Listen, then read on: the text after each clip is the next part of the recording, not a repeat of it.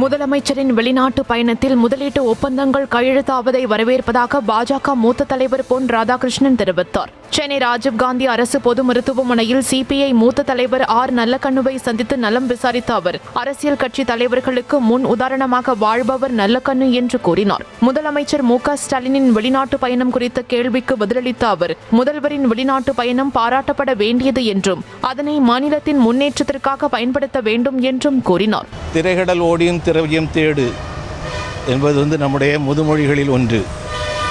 தமிழக முதல்வர் அவர்கள் இதற்காக சென்றிருக்கிறார் என்று சொன்னால் பாராட்டப்பட வேண்டிய விஷயம், வரவேற்கப்பட வேண்டிய விஷயம்.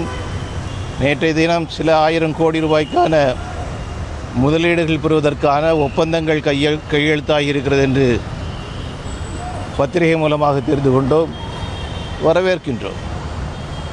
அதே நேரத்தில் இதெல்லாம் அரசியலுக்கு பயன்படுத்தாமல் தமிழகத்தின் தமிழரின் முன்னேற்றத்திற்காக பயன்படுத்த வேண்டும்.